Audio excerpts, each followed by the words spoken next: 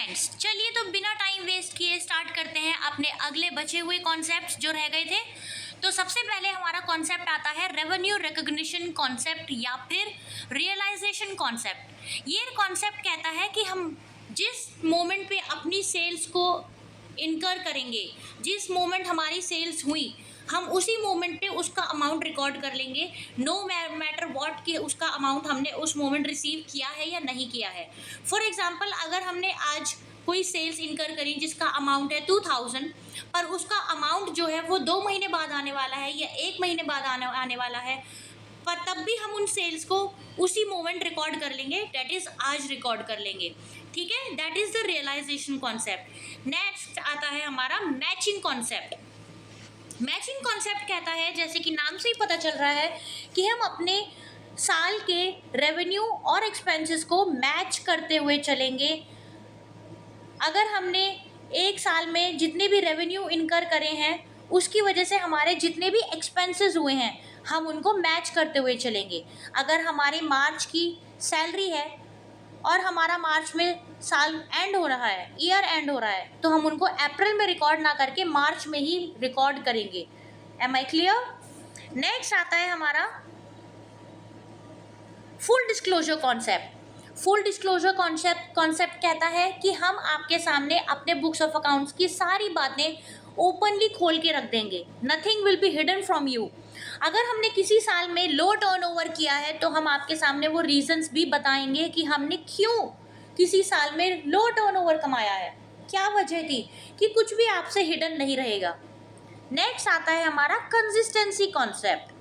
Consistency concept कहता है कि साल दर साल कोई बिजनेसमैन अगर एक प्रोसीजर अडॉप्ट कर लिया है उसने, तो वो हर साल उसी प्रोसीजर को फॉलो करेगा। कि ये नहीं कि एक साल ये मेथड हो गया, अगले साल दूसरा मेथड, फिर एक और मेथड। नो, कंसिस्टेंसी मीन्स कि हर साल आपका मेथड जो है वो सेम रहेगा। फॉर एग्जाम्पल, अगर डेप्रिसिएशन चार्ज करने के लिए किसी अकाउंटेंट ने स्ट्रेट लाइन मेथड फॉलो किया है एक साल में, तो वो हर साल उसी मेथड को फॉलो करेगा।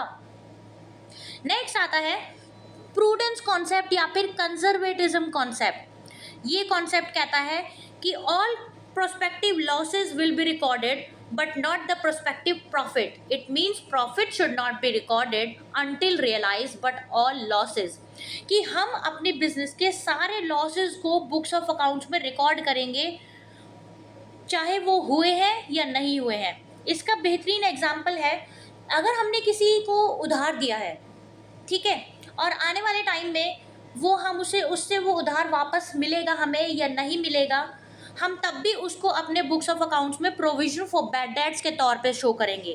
ठीक है, हो सकता है वो बैड डेट हो जाए, वो पैसा डूब जाए, या हो सकता है वो पैसा हमें मिल जाए।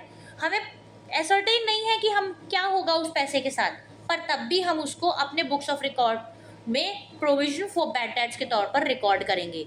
ये प्रूडेंस कॉन्सेप्ट है कि सारे लॉसेज हमारी बुक्स ऑफ अकाउंट्स में जगह पाएंगे, but not all profits. Okay, next आता है materiality concept. Now what is this concept? Materiality का मतलब क्या होता है? यस, मटीरियलिटी का मतलब होता है स्टैंडर्ड। कि अगर दो कंपनीज हैं, चलो मान लो कि एक रिलायंस कंपनी है और एक पान वाला है। पान वाले ने सोचा कि हम 5 रुपये से कम के एक्सपेंसेस को रिकॉर्ड नहीं करेंगे, ये उसकी मटीरियलिटी है, ये उसका स्टैंडर्ड है। पर एक रिलायंस कंपनी है, उसने कहा कि हम 50 रुपये से कम के एक्सपेंसेस को रिकॉर्ड नहीं करेंगे, ये उसका स्टैंडर्ड है। तो हर कंपनी के जो मटीरियलिटी है वो अपने एक्सपेंसेस अपने टर्नओवर के बेसिस पे फिक्स करते हैं। कि एक कंपनी थी, उसने 4 लाख रुपए का बिल्डिंग खरीदी और उसका टर्नओवर है 1,50,000, तो उसके लिए तो ये बहुत ज़्यादा है। उसी तरीके से दूसरी कंपनी है जिसका टर्नओवर 25 लाख है, तो उस हिसाब से 4 लाख उसके लिए तो कुछ भी नहीं है। तो सब कंपनी अपनी मटीरियलिटी को, अपने स्टैंडर्ड को अपने टर्नओवर के अकॉर्डिंग सेट करके उसके अकॉर्डिंग एक्सपेंसेस चार्ज करेंगे। फाइन।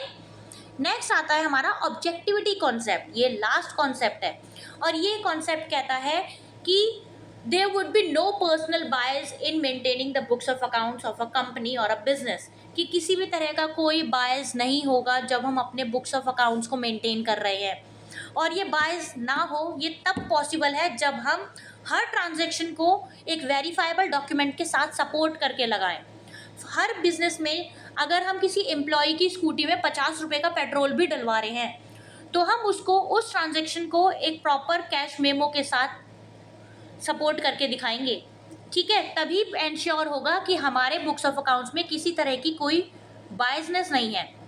तो ये होता है हमारा ऑब्जेक्टिविटी कॉन्सेप्ट, जो कि कहता है कि हमारे बुक्स ऑफ अकाउंट्स में किसी भी तरह का कोई पर्सनल बायस एंटर नहीं कर पाएगा, and that will be possible only when all the transactions will be supported with a verifiable document. Okay friends, यहाँ पे हमारा कॉन्सेप्ट का टॉपिक फिनिश होता है। मिलते हैं अगले टॉपिक पे जो कि है accounting standards. Till then keep working hard and do not stop hustling.